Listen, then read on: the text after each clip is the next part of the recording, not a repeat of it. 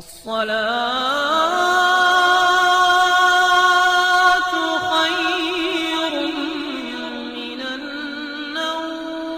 پیارے دوستو، جنت میں ہر قسم کی راحت پہنچانے والی اور سکون پہنچانے والی چیز و سامان موجود ہوگا۔ جنت میں سونا، چاندی اور ہیرے موتیوں سے بنے ہوئے اونچے اونچے مکان بنے ہوں گے۔ جگہ جگہ پر ریشمی کپڑوں کے خوبصورت خیمے لگے ہوں گے۔ ہر طرف طرح طرح کے لذیذ اور دل پسند میووں کی چھایا دار درخت اور باغات ہوں گے۔ قسم قسم کی بہترین کھانے اور طرح طرح کے پھل اور فروٹ صاف اور ستھرے اور چمکدار برتنوں میں تیار رکھے ہوں گے۔ اونچے اونچے گلیچے بچھائے ہوں گے۔ عیش و آرام کے لیے دنیا کی عورتیں اور جنت کی حوریں ہوں گی جو بہت زیادہ حسین اور خوبصورت ہوں گی۔ مگر اب سوال یہ ہوتا ہے کہ کیا جنت میں جنتی ہم بستری کر سکیں گے؟ یعنی کہ جنتی جنت میں اپنی جنسی خواہشات کو پورا کیسے کریں گے اور ان کا طریقہ کیا ہوگا؟ اس حوالے سے آج کی اس ویڈیو میں ہم آپ کو حضرت علی کرم اللہ وجہہ کے حوالے سے اسی سوال کا جواب آپ کو بتانے والے ہیں، اور آپ کو بتانے والے ہیں کہ جنت میں ہم بستری کیسے ہوگی۔ اس لیے آج کا یہ ویڈیو آپ سبھی کے لیے بہت خاص ہے، آپ اس کو آخر تک ضرور دیکھے گا، اور اگر آپ کو اچھا لگے تو اپنے دوستوں کے ساتھ شیئر بھی کر دیں تاکہ تمام لوگوں کے پاس میں یہ ویڈیو پہنچ جائے۔ تو چلیے دوستو ویڈیو کا آغاز کرتے ہیں۔ پیارے دوستو، ایک مرتبہ حضرت علی رضی اللہ تعالی عنہ کی بارگاہ میں ایک شخص حاضر ہوا اور دستے ادب عرض کرنے لگا، یا علی، کیا جنت میں جنسی خواہشات ہوں گی؟ کیا جنت میں ہم بستری ہوگی؟ اور اگر جنت میں ہم بستری ہوگی تو وہ کیسے ہوگی؟ بس اتنا کہنا تھا کہ حضرت علی کرم اللہ وجہہ نے فرمایا، اے شخص، افسوس ہے کہ انسان اپنی حقیر نظروں سے اللہ کی حقیقت کو سمجھنے کی کوشش کرتا ہے۔ اے شخص، یاد رکھنا، یہ دنیا سوائے دھوکے کے کچھ بھی نہیں۔ اس زمین پر اللہ نے انسان کو سمجھانے کے لیے انسان کی خواہشات کو مختلف چیزوں میں رکھا ہے، لیکن حقیقت تو یہ ہے کہ وہ لطف، وہ مزہ، پورا ذائقہ الگ ہے، اور وہ چیزیں جن سے یہ لطف اور مزہ ملتا ہے وہ چیزیں الگ ہیں۔ اے شخص، اس شہد کو دیکھو، یہ شہد اس زمین کی حقیقت میں ہی نہیں بلکہ جنت میں بھی شہد کی نہریں ہیں جو جنت میں بہتی رہتی ہیں، لیکن اللہ نے انسان کو سمجھانے کے لیے اس شہد کے عکس کو ایک مکھی کے وجود میں رکھ دیا تاکہ انسان اصل شہد جو اسے جنت میں ملے گا اس کو سمجھ سکے اور اس بات کو بھی مان لے کہ جس شہد کے پیچھے وہ بھاگتا ہے اس کی حقیقت کیا ہے۔ اگر شہد کی مثال اس دنیا میں نہیں ہوتی تو لوگ اس کے بارے میں حیرت سے پوچھتے کہ یہ شہد کیا ہوتا ہے۔ اے شخص، اصل میں جس مکھی سے یہ شہد پیدا ہوتا ہے یہ مکھی الگ ہے اور شہد الگ ہے، ویسے ہی اللہ نے انسان کے رزق کو اس زمین میں چھپایا ہے، لیکن حقیقت تو یہ ہے کہ جنت کا رزق جو انسان کو ملے گا وہ جنت کی زمین سے نہیں بلکہ وہ جنت میں آسمان سے آئے گا۔ انسان جنت میں جو چاہے گا وہ اس کے سامنے پیش ہو جائے گا، اور ایسے ہی اللہ نے اس خوشبو کو الگ رکھا ہے۔ جس چیز سے یہ خوشبو ملتی ہے اس چیز کو الگ رکھا ہے۔ جس چیز سے خوشبو ملتی ہے اس چیز کو صرف زمین والوں کے لیے ملنے کا سہارا رکھا ہے تاکہ انسان اس بات کو سمجھ سکے۔ اے شخص، یاد رکھنا، ویسے ہی جو لطف، جو مزہ عورت کو مرد سے اور مرد کو عورت سے ملتا ہے یہ لطف اور مزہ الگ ہے، اور جس طرح سے ملتا ہے وہ طریقہ بھی الگ ہے۔ اللہ نے اس لطف کو عورت اور مرد کے قریب آنے میں اس لیے رکھا تاکہ انسان اپنی سمجھ کے مطابق وہ اپنے مزے کے پیچھے بھاگے گا، لیکن حقیقت میں وہ اپنی ہی نسل بڑھاتا چلا جائے گا، اور اس کے بعد وہ دوسرے انسان جو اس زمین پر اپنے امتحان دینے کے لیے آنے والے ہوں گے ان کے لیے آنے کا سبب بنے گا۔ اور اے شخص یاد رکھنا، اللہ نے اس مزے کا انتخاب انسان کے سب سے نچلے حصے میں اس لیے رکھا تاکہ انسان اپنی ولادت کی حقیقت کو پہچان لے کہ اس کی اوقات کتنی ہے، اور وہ یہ دیکھ کر تکبر کے دور رہے، اس بات کو دیکھ کر وہ بار بار غور و فکر کرے اور سوچے کہ ایک انسان کا وجود سوائے ایک نطفے کے کچھ بھی نہیں ہے۔ اے شخص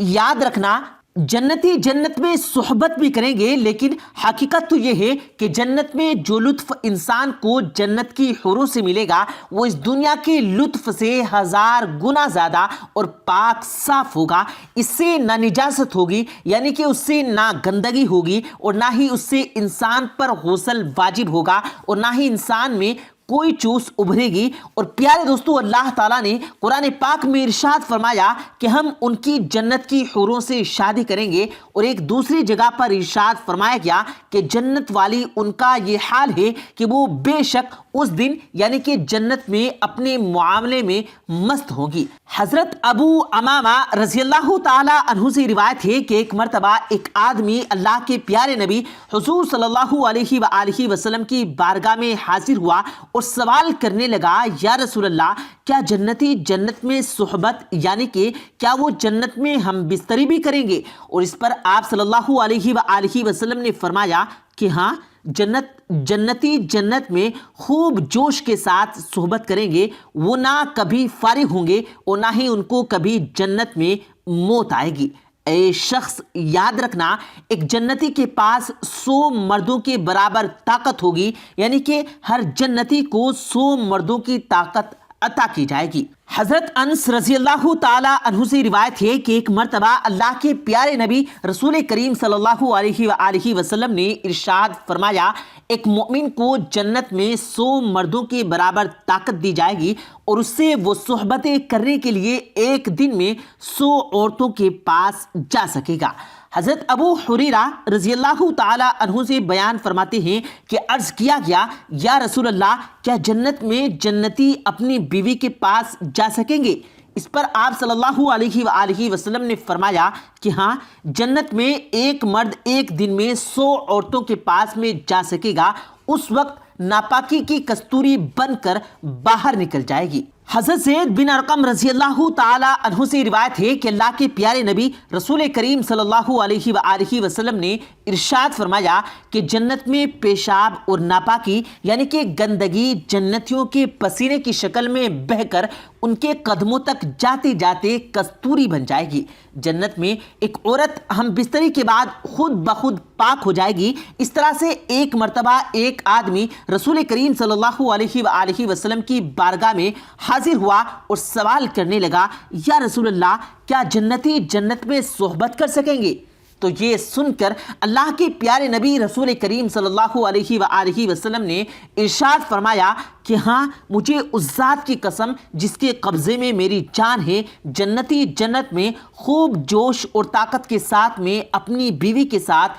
ہم بستری کر سکیں گے، اور جب فارغ ہو جائیں گے تو پھر وہ کنواری اور پاک ہو جائیں گی۔ پیارے دوستو، جنت میں ہر جنتی شخص کو جنت کی خاص حوروں میں سے کم از کم 2 بیویاں ملیں گی جو کہ 70 جوڑے پہنے ہوں گی۔ وہ اتنی زیادہ خوبصورت ہوں گی کہ اگر کوئی آدمی اپنے چہرے کو ان کے رخسار میں دیکھے گا تو اسے آئینے سے بھی زیادہ صاف اور ستھرا اپنا چہرہ نظر آئے گا، اور ان کے رخسار پر معمولی موتی ہوگا، مگر اس معمولی موتی میں اتنی زیادہ چمک ہوگی کہ اس سے یورپ سے لے کر پشچم تک سب کچھ روشن ہو جائے گا۔ پیارے دوستو، جنت میں جب شخص جنتی حور کے پاس آئے گا تو اسے وہ ہر بار کنواری پائے گا، مگر اس کی وجہ سے مرد اور عورت کو کسی بھی طرح کی کوئی تکلیف نہیں ہوگی۔ ایک صحابی رضی اللہ تعالی عنہ سے روایت ہے کہ اللہ کے پیارے نبی حضرت محمد صلی اللہ علیہ وآلہ وسلم نے فرمایا،